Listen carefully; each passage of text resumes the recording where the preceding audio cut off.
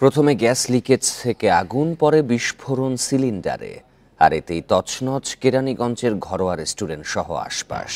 সড়কে দাঁড়ানো একটি পিকআপ বাসের ধাক্কায় দোকানে ঢুকে সিলিন্ডারে আঘাত করাতেই এই দুর্ঘটনা। এতে রেস্টুরেন্ট কর্মী আক্তার সহ নিহত ৩ আর গুরুতর অবস্থায় হাসপাতালে ভর্তি ৮ জন। কেরানীগঞ্জের রোহিতপুর শনিবার সন্ধ্যা 7:30টা। হঠাৎই প্রচণ্ড বিস্ফোরণ, আগুনে লেলিহান শিখা। মুহূর্তে বিধ্বস্ত ঘটনাস্থল, প্রাণ যায় ৩ জনের। গুরুতর অবস্থায় হাসপাতালে নেওয়া হয় আরও ৮ জনকে।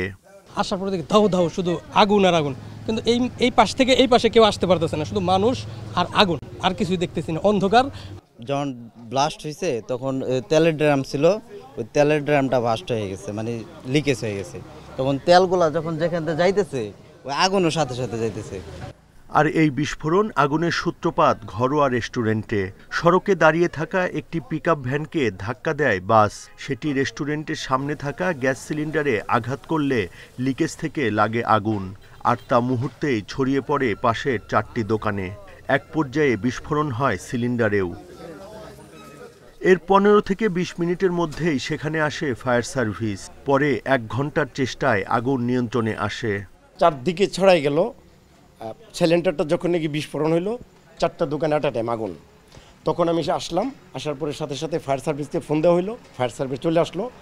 যে মানুষ ছোটাছুটি করতেছে, আসলে হতাহত তো ভিতরে যেভাবে আগুন লেগেছিল, মুখের মধ্যে আগুনটা লেগে যাওয়াতে বিদ্যুৎ থেকে বের হইতে পারে না, যার জন্য আরও সমস্যা পড়ে গেছে, মানুষগুলা মারা গেছে। যে একটা গাড়ি যাবে, গাড়ি গেলে ধাক্কা খাবে, তারা এরকম কোনো চিন্তা ভাবনা করে না যে ধাক্কা খেলে যে আগুনে মানুষ পুড়ে যাবে, মারা যাবে। যে আজকে যদি সচেতন হতো তাহলে আজকে এত বড় একটা দুর্ঘটনা হতো না। নিহতদের একজন রেস্টুরেন্ট কর্মী আক্তার হোসেন, আর গুরুতর আহত মালিক মিন্টু সহ 2 জন ভর্তি বার্ন ইনস্টিটিউটে। বাকি 6 জন চিকিৎসা নিচ্ছে মিটফোর্ড সহ ঢাকার অন্য হাসপাতালে।